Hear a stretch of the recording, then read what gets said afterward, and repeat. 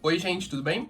Eu sou o Nando e nesse vídeo eu vou contar um pouco pra vocês sobre a cenografia da novela Caras e Boca. Então, se você gosta desse tipo de conteúdo, desse tipo de assunto, fica aqui comigo que eu vou contar curiosidades bem bacanas, bem legais, que eu acho que vocês vão gostar. Caras e Bocas é uma novela do Valci Carrasco, lá de 2009. É a segunda novela das 7 dele, direção do Jorge Fernando. É uma novela que fez muito sucesso, tem personagens muito carismáticos, né? Uma história muito interessante. Não é aquela novela lá da Beatriz, do Dante, né?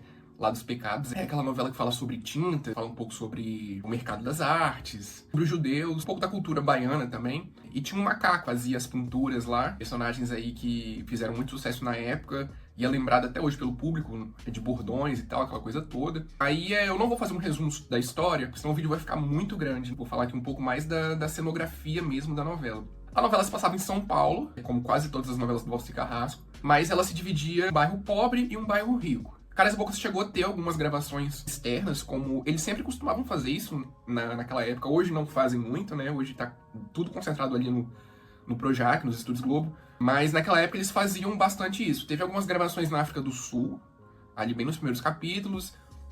Tem umas gravações na própria São Paulo mesmo, né? Ali na capital, nos Jardins, ali na Lapa mesmo. E depois eles transferem tudo pra cidade cenográfica. Inclusive o Jorge Fernando ele já deu uma declaração isso na época de Ia Ter um Mundo Bom. E geralmente eles fazem isso, faziam isso. Enquanto está no início ali da pré-produção da novela, eles gravam fora, né, aquela coisa de natureza. Às vezes se é uma novela contemporânea, eles vão gravar a parte externa ali, né, nos jardins ali, Jardim Anália Franco, né, ali na Avenida Paulista, aquela coisa toda. Ou se passa no Rio de Janeiro, grava ali em Copacabana, na praia, ali em Ipanema, né, aquela coisa toda também.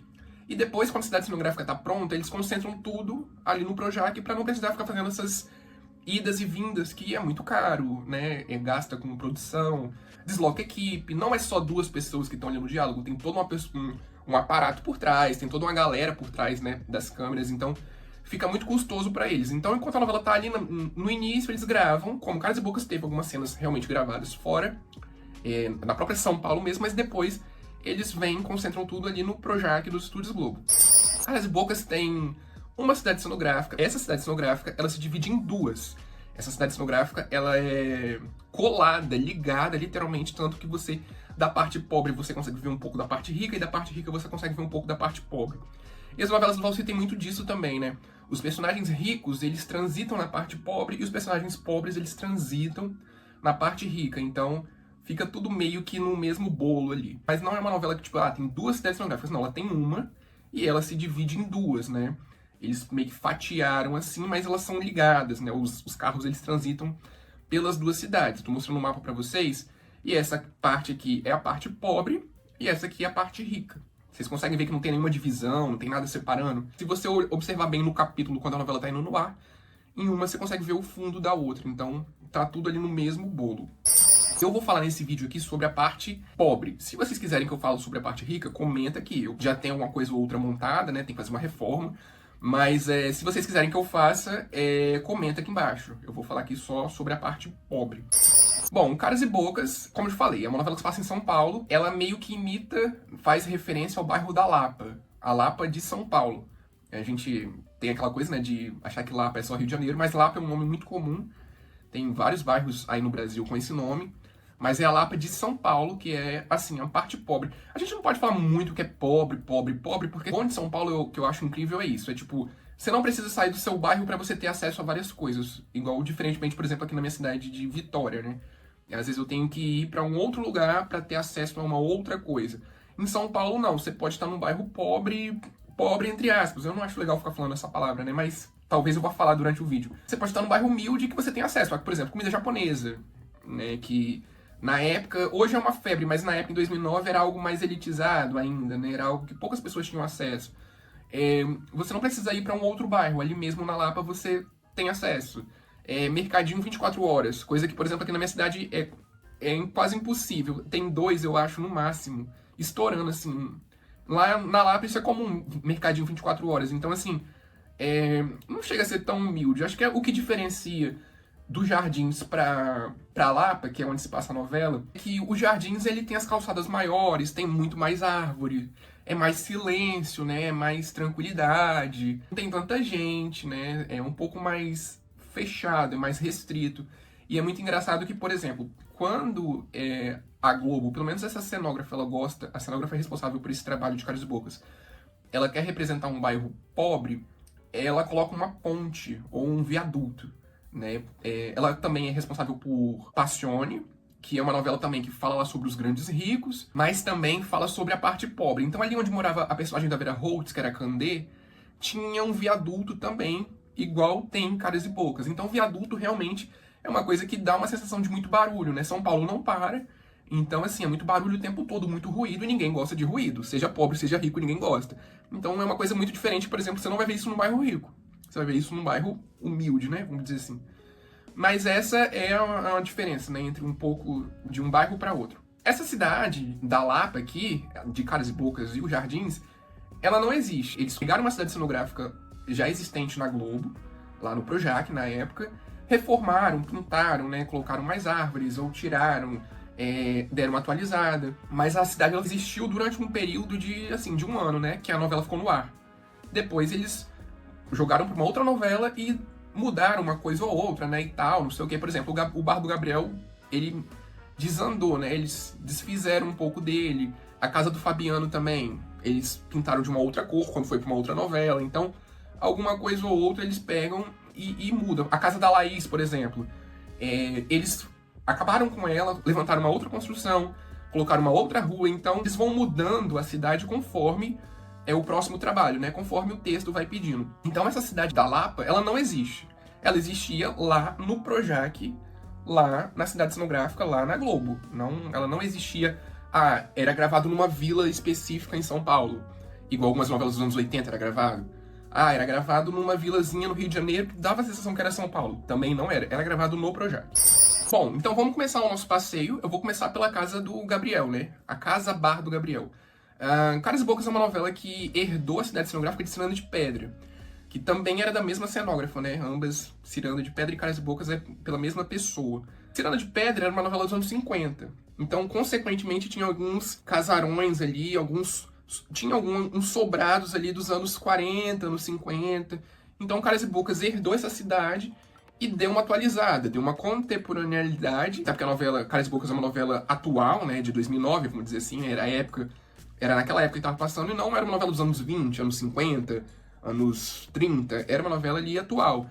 Então, Caras e Bocas herdou essa cidade e deu uma alteração, fez uma alteração ali ou outra, mas manteve o esqueleto, né, ali a diagramação da cidade, até porque também era da mesma cenógrafa, então ela, tipo assim, vou dar só uma atualizada. Eu vou começar pelo bar do Gabriel, né, o bar e a casa.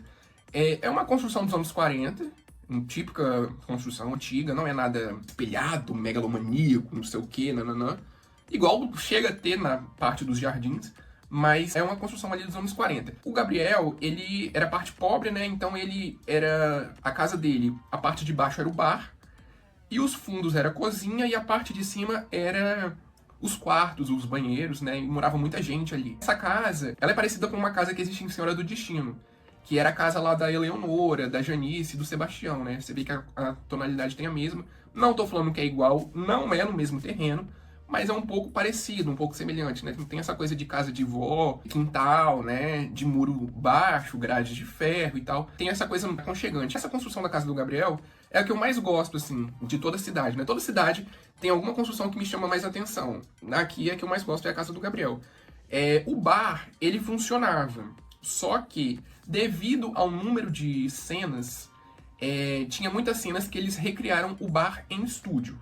Ou seja, o bar, ele existia na cidade cenográfica, diferentemente das outras construções, funcionava e tal, tinha algumas gravações ou outras, mas devido ao volume de cenas, eles recriaram esse bar em estúdio, numa outra parte. Então dá pra você perceber, pelo barulho do som, assim, do áudio, da parte de fora da rua, né, dá pra você perceber quando é o bar na cidade cenográfica, e quando é o bar dentro do estúdio, né? A luz também dá pra você perceber isso. Eu não sei propriamente por que eles fazem isso. Fica custoso, fica caro. Mas eu imagino que foi o que eu falei pra vocês. Eu acho que devido a novela ser uma novela... É uma novela do Valci, né? Termina virando uma gincana.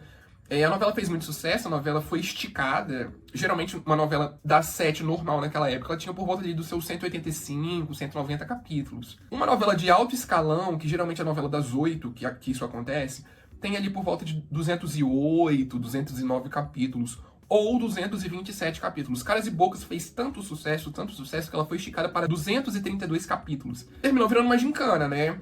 Os atores já deram vários depoimentos aí falando que, lógico, gostam de trabalhar com Valci e tal, mas é sempre aquele esticamento e tal. Então eu imagino que eles façam isso, né? Devido ao volume de cenas que se tem pra gravar. Geralmente se grava umas 30, 40 cenas num dia. Então não dá pra você esperar remontar um cenário ali, que gasta 3 horas pra você montar, pra poder esperar pra ficar pronto, pra poder gravar 30 cenas. Então não dá, gente. Então eu imagino que seja por causa disso que eles fizeram, que eles recriaram também em estúdio. Já a cozinha e a parte de cima era feito em estúdio também, até porque não caberia. Dá uma sensação que essa construção ela é grande, mas ela não é. Ela só passa uma ideia, assim, né? Que ela é grande, mas ela não é tão grande assim. Ali no quintal tinha tipo um ateliê. Porque o Gabriel, na novela, ele começa, né, a novela ali pintando alguns quadros e tal. Então ele tem um pouquinho de talento, algo, né, ali começando meio tímido. Só que como ele ganha uma bolsa, né, por causa de uma armação lá do avô da Daphne, ele termina estudando pra Inglaterra. Só que o pai dele morre, o pai dele é pobre, ele retorna e vai ajudar a família dele. Ele fica dividido entre, tipo, ou eu sigo o meu sonho, ou eu assumo as rédeas da casa pra poder ajudar minha família. Então, esse talento dele fica adormecido, né? Fica deixado de lado porque o bar exige muito dele. Ele tem que controlar muita coisa e tal, não sei o quê. Só que quando lá pela metade pro final da novela, ele volta a pintar. E ele usa um ateliê, que é esse aqui que eu fiz, que eu tô mostrando pra vocês. É tipo um galpãozinho, né? Que existe dentro da casa dele ali. Geralmente era utilizado pra guardar coisas velhas. Eu acho que todo mundo que tem casa, assim, né? Que tem essa oportunidade, termina fazendo isso. Pega algum cômodo, assim, e transforma num galpão. Pra guardar, tipo, quase que um sótão, podemos dizer assim, né? Aí, no caso dele, ele guardava algumas coisas velhas e guardava os quadros escondidos dele, né? Até o quadro que ele fez antigo da Daphne, lá no início, na primeira fase da novela, ele guardava ali. Então, ele utilizava esse galpãozinho aqui pra poder guardar as suas telas e tal, que é feito ali mesmo dentro da própria cidade cenográfica. A parte de dentro não é. Se o bar, que é uma construção maior, não é todo montado dentro da cidade cenográfica, que dirá um mini galpão, né?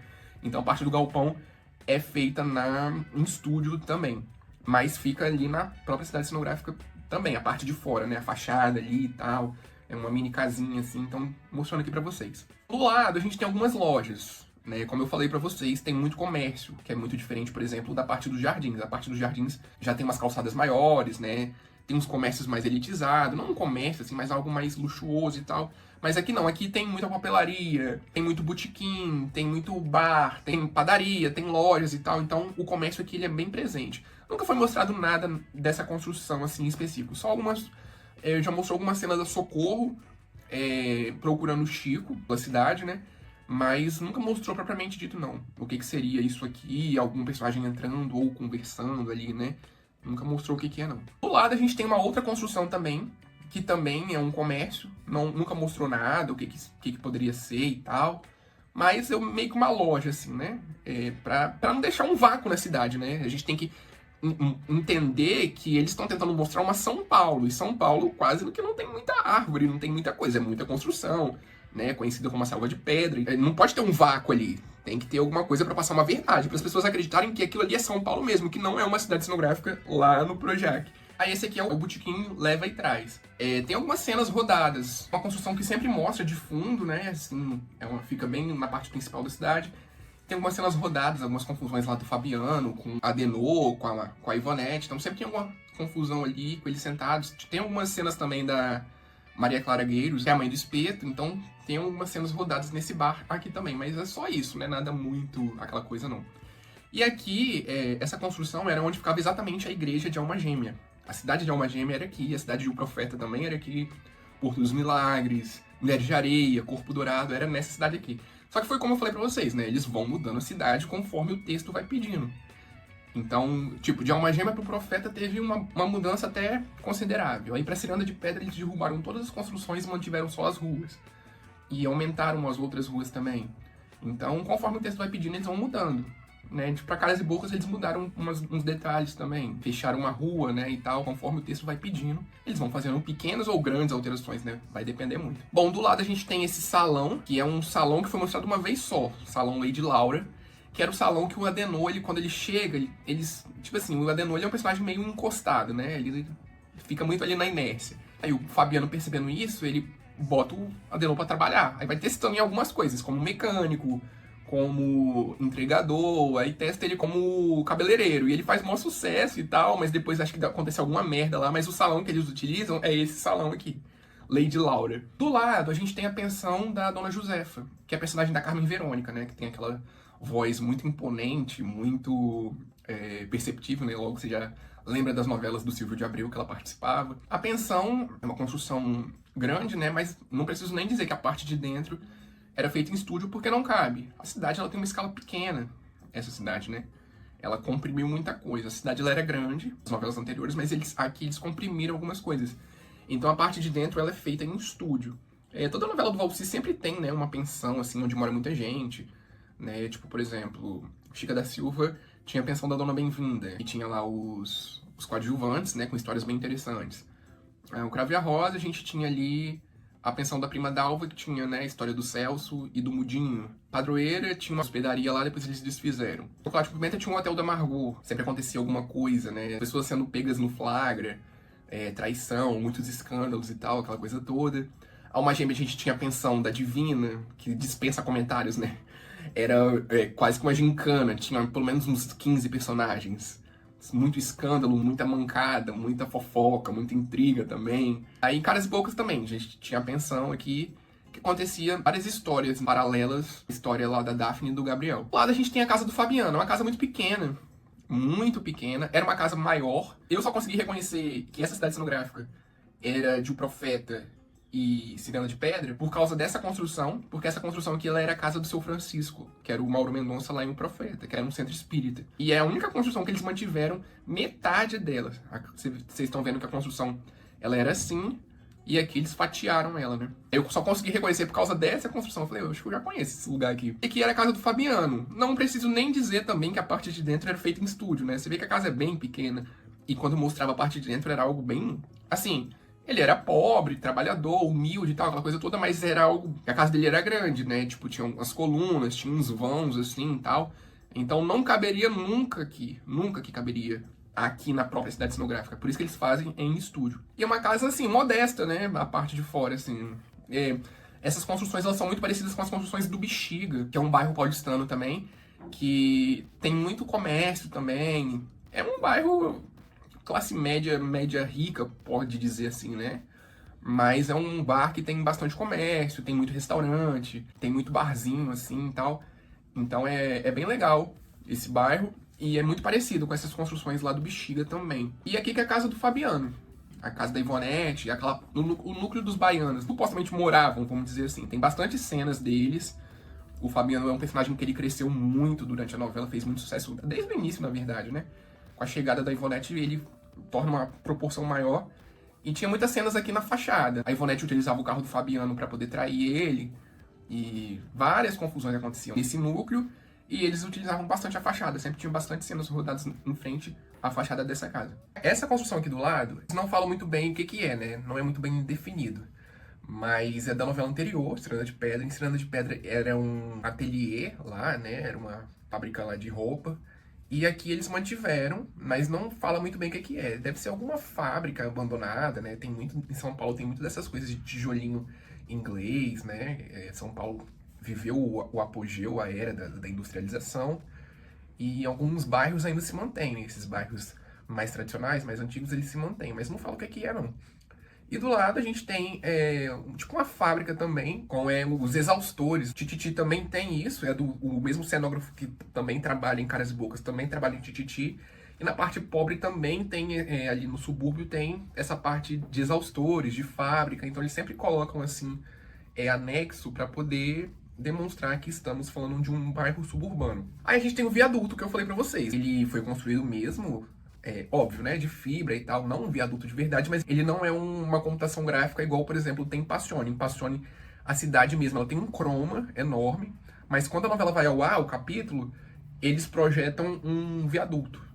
Então, aqui esse viaduto, ele existe de verdade, vamos dizer assim. Dá um ar carregado à novela, né, dá um ar bem suburbano, e ele tá aqui. Aí a gente tem essa ladeira, ainda das novelas anteriores, aqui era aquela parte de pedra, que tinha nas novelas mais pra trás, né, que ocuparam esse terreno. Era onde tinha ali a Alma Gêmea, né? A gente tinha ali o restaurante da Olivia, a delegacia, as casas ali uma das casas do Rafael. Então aquela parte mais romântica ali com a vegetação, aquela coisa toda onde tinha umas pedras, que era o charme desse terreno, era aqui. Porto dos Milagres também tinha essa pedra, né? Mulheres de Areia, uma das primeiras a ocuparem esse terreno aqui, utilizava muito dessa pedra. O Bar da Tônia era aqui, então tinha várias construções em cima, vários restaurantes, barzinhos, né? Aquela coisa toda.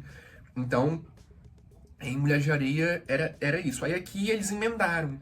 No Profeta eles fizeram isso, Ciranda de Pedra eles mantiveram, e aqui eles também mantiveram, mas aqui já asfaltaram, né, para mostrar uma coisa mais contemporânea. Por isso que eles fizeram isso. E aqui, na verdade, existe um croma em cima dessa pedra para aumentar a cidade. Na verdade, que já é a saída para a parte rica, a parte dos jardins. Então, lá na parte dos jardins, é esse croma que existe. Por isso que eu falei com vocês que a cidade é colada, né? Na saída de uma já está a outra. Então, eles não mostravam muito, não, essa parte aqui. Mostrava mais quando era uma cena bem escondida e às vezes aparecia um pedacinho do chroma e tal. Mas quando era filmado a parte dos jardins, aí eles não mostravam o chroma, óbvio, mas plotavam uma extensão da rua. Porque tem que parecer uma São Paulo enorme, né? Aquela coisa toda. Então aqui eu coloquei uma outra cidade pra não ficar um vácuo, né? Pra não ficar um vazio, assim, tipo, São Paulo e do nada um morro, um mato, assim. Eu coloquei uma extensão de uma outra cidade pra poder não ficar aquele vazio. Mas aqui meio que acaba a parte pobre.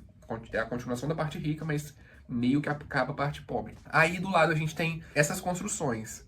Aqui a gente tem uma construção meio detonada, assim, né? O que eu fiz? Eu tive que dar uma envelhecida na cidade, em algumas construções, porque eu não tava me agradando muito os meus projetos anteriores. Eu tava achando que tava ficando muito fake, muito falso, assim, tal, não sei o quê. Então eu falei, eu vou pegar e vou ter que fazer alguma coisa pra poder mexer. Aí eu não tava gostando muito, não. Aí eu dei uma envelhecida e ficou desse jeito. Essa construção aqui amarelada, ela não tem grande movimentação na trama, né? Tipo assim, ela não tem grande relevância, assim. Ela tá aqui como um pano de fundo e tal, pra não ficar um vácuo. Mas ela não mostra ninguém entrando e saindo, não. Aqui, na verdade, era a Maison lá de Alma Gêmea, ali onde a Madalena trabalhava, né, e tal. E o Profeta também, eles mantiveram uma Maison, mas não entrava, não mostrava nada a ninguém. Mas aqui eles fizeram essa construção amarelada, mantiveram o esqueleto e aumentaram, né? Porque lá tinha 2 andares em Alma Gêmea, aqui tem 3, 4 andares, então é muito maior. E eles aumentavam ainda com croma, então ficava maior ainda. Mas é só isso, não tem nada assim não. Aí do lado a gente tem uma outra construção também, pra dar um ar de bairro também, nada muito específico. Ou filmado, alguma coisa aqui, não tem nenhum personagem entrando ou saindo aqui. É mais pra dar um pano de fundo também. E aqui do lado a gente também tem uma outra construção que também não tem muita relevância, já foi filmado uma outra cena. Isso aqui era, na verdade, uma temaqueria. Era aquela época ainda que a temaqueria, ela ainda era aquela coisa elitizada e tal, mas, tipo assim, a galera de São Paulo meio que já tinha acesso, né, e tal. Tem uma cena do Caco com a personagem da Sharon Menezes, da Milena, que eles estão tentando meio que se aproximar ali e tal, né, aí acho que ele chama ela pra poder ir nessa temaqueria, mas só isso. Não é nada aquela coisa, não. É uma construção da novela anterior também. Não tinha essa construção aqui. Aqui era o prédio da Sônia, né, do Marcos ali, Profeta, mas aqui eles acabaram com a construção e levantaram essa construção aqui para Ciranda de Pedra e Caras e Bocas reaproveitou, fez uma modificação ou outra. Aqui também, nessa construção, ela tem uma videolocadora para geração Z aí que não conhece, né, antigamente se tinha muito isso nas cidades. Você ia num local chamado videolocadora, você alugava uma fita, tipo, sei lá, na sexta e devolvia na segunda ou no domingo. Você alugava, preenchia lá os dados e tal, pegava a fita ou o DVD e levava para casa e depois você devolvia. Então isso era muito comum, né? Tinha que ter muito esse tipo de coisa assim na cidade. Numa cidade mais... num bairro, né? Mais... mesmo suburbano, mas mostrando que tem uma movimentação e tal. Então isso era muito comum. 2009 já era a fase final dessa parte, né? Isso acho que começa a ter uma derrocada boa em 2013... 2014 a galera já começa a abandonar essas coisas assim, onde o stream ele cresce bastante. Mas em 2009 ainda assim tinha um pouco dessa questão de videolocadora. Do lado a gente tem uma farmácia, tem uma cena ou outra, e na parte de cima é onde fica o consultório do pai da Laís. Eles não são milionários, mas é a família que mais tem dinheiro aqui do bairro. Então o consultório do Dr. Hernani ele fica em cima. Tem até no início da novela, que a Judite ela quer conhecer a Laís para poder maquinar ali os seus planos, o Pelópidas ele vem para esse bairro, né? Um personagem rico, ele vem para o bairro pobre e procura saber quem é o Dr. Hernani e tal, então vai no consultório dele, aquela coisa toda e tal, não sei o quê. Então, o consultório do Dr. Hernani, teoricamente, deveria ficar aqui em cima, né? Do lado, a gente tem a construção que é o Pet Shop. O Pet Shop, ele tem uma relevância na novela, né? Porque o personagem do Alexandre Moreno, que é o dono do Pet Shop, né? Que trabalha no Pet Shop, ele é meio mau caráter, ele faz um tráfico de animais, e o personagem do Júlio Rocha se envolve com eles. Até tentam, acho que, sequestrar o Chico, eles conseguem sequestrar o Chico com a ajuda do Alexandre Moreno. Esse aqui era o Pet Shop onde ele trabalhava, né? Onde eram os personagens lá da Thalma de Freitas. Eles tinham uma filhinha também, né? Que era a Amanda Azevedo. O Alexandre Moreno trabalhava nesse Pet Shop aqui. Não preciso nem dizer também que a parte de dentro é estúdio, né? Essa construção é muito pequena. Ela dá a sensação que ela é grande, mas ela é pequena. Aqui, pra quem não tá lembrado, aqui ficava a loja de rosas do Rafael. Era essa a construção aqui. Depois virou a lanchonete americana, lá de O Profeta. Aí em Ciranda de Pedra virou o salão do Seu Memé e aqui virou o Pet Shop. Vou voltar lá pra perto do viaduto e vou dar uma explicada pra vocês, né, nas outras construções. Essa construção aqui, ela é a casa da Laís e é a família mais rica do bairro, né? Eles eram emergentes, óbvio, o pai dela era médico, mas era a família que era mais abastada, vamos dizer assim. Eles são bem bregas, né, bem cafonas, mas era a família que tinha mais dinheiro. Essa casa, ela era a casa do personagem, né, da Laís, da família dela, e ela é muito pequena, assim. Ela dá a sensação que ela é grande, mas você vê que ela é bem comprimida, né? É uma casinha bem romântica, ela tem uma cor muito parecida com outro trabalho da mesma cenógrafa, que é Senhora do Destino. Lembra um pouquinho a Casa da Maria do Carmo, aquela coloração que tinha. E tem um pouco dessa cara, assim, mas ficava num outro terreno também. Mas aqui que era a casa da Laís. Aqui, na verdade, era aquela parte de Alma Gêmea onde tinha um mini chafariz de frente para a igreja. Tinha muita vegetação, e aqui eles aproveitaram o máximo e fizeram uma casa bem pequena, se você for ver. Mas na novela, quando aparece, dá uma sensação que ela é grande, assim, mas ela não é tão grande assim, não. Mas é uma casa bem bonita, acho que é a maior casa da região, né?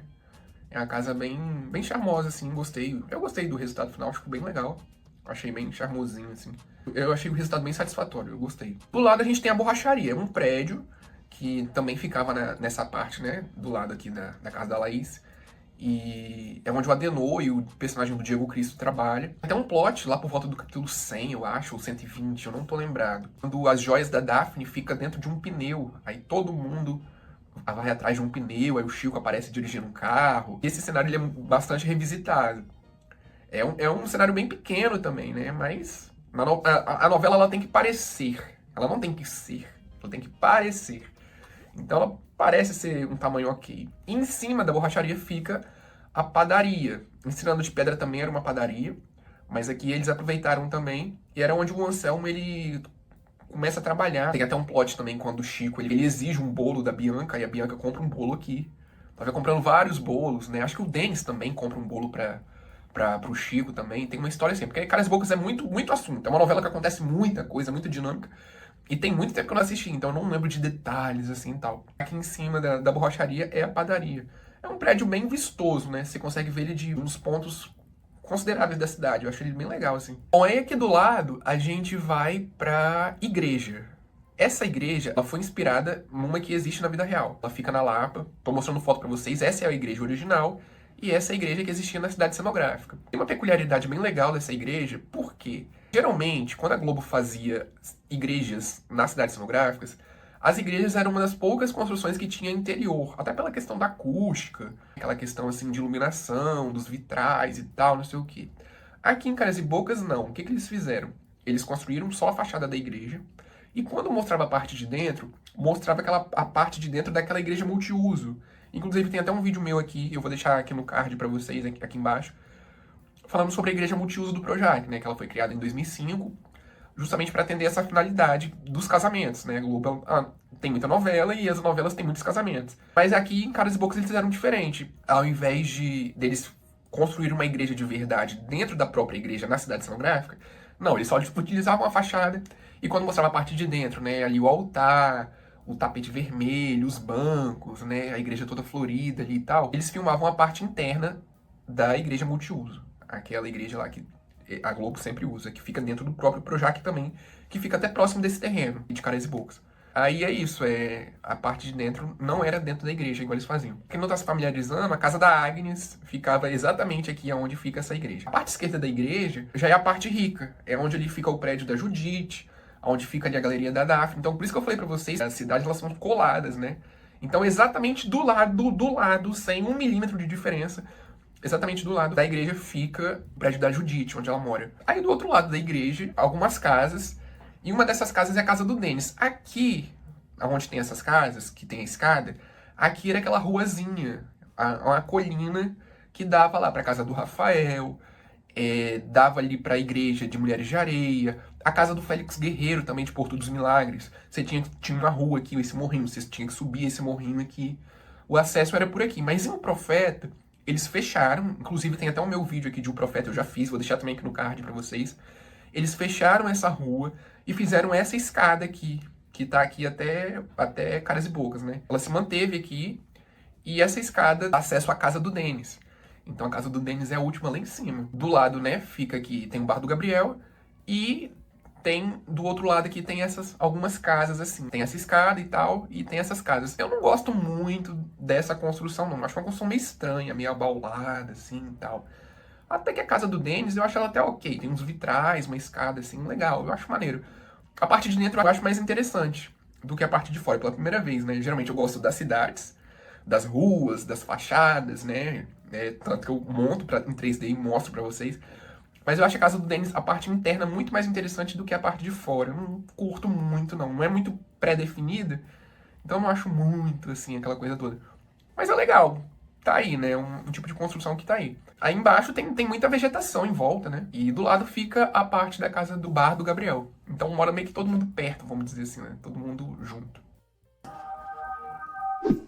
Ah, uma galera às vezes me pergunta lá no TikTok o que virou esse terreno. Bom, depois de Caras e Bocas, aí depois foi pra Insensato Coração, aquela parte ali do Horto, ali o bar do Gabino, onde a Nathalie morava e tal. Então eles comprimiram mais a cidade, reduziram muito mais. Atrás da cidade, onde ali é a parte rica, virou a cidade de Aquele Beijo, que é uma novela da Sete. E aí depois foi pra Pé na Cova, essa parte aqui. Aquela funerária Fui, que era do personagem do Miguel Falabella. Foi o último trabalho da Marília Pêra na televisão. Foi pra esse seriado, Pé na Cova. É um dos últimos seriados bons da Globo. Um seriado muito legal, assim. Não é aquela coisa, mas é um dos últimos bons, assim, que assistível, né? E representava ali o bar do Irajá. Era aqui. Aí depois, esse terreno ele ficou abandonado. Ele ficou muito detonado. Ele ficou bem detonado. Deram uma sucateada, né? Quando foi pra Pé na Cova, pra deixar um subúrbio bem barra pesada, assim, bem destoante, bem descolorido, assim. Deram uma boa sucateada nele, comprimiram ele bastante e tal. Inclusive, eu cheguei a visitar. Eu tô mostrando foto aí pra vocês. Eu cheguei a visitar essa cidade cenográfica. E aí depois de Pé na Cova, o que eles fizeram? Eles meio que acabaram com a cidade e levantaram essa mansão aqui. Essa mansão pra novela Lei do Amor. Talvez a Lei do Amor vocês não vão lembrar muito, né? Porque foi uma novela das 9 aí bem fracassada de audiência. Tem várias reportagens aí sobre essa novela. Mas talvez uma que vocês consigam lembrar melhor é A Casa da Laureta, de Segundo Sol. Não é uma novela também de muita audiência, né? O João Manuel Carneiro vem fracassando bastante aí. É uma mais lembrada, tem uma repercussão melhor do que a Lei do Amor. Acho que a galera consegue lembrar mais. Então a Casa da Laureta ocupava esse terreno aqui. Exatamente a parte de trás é construído ali a jardinagem, né, e a edificação. Então, consequentemente, essas edificações elas precisaram ser derrubadas. Porque eles queriam mostrar nas novelas como se essa mansão ela fosse em algum condomínio fechado, tipo um Alphaville da vida. Então não dá pra você ter um Alphaville da vida e do lado umas construções dos anos 40, assim, né? Bastante dessas construções elas foram derrubadas. Inclusive, estou mostrando foto aí pra vocês, tá vendo?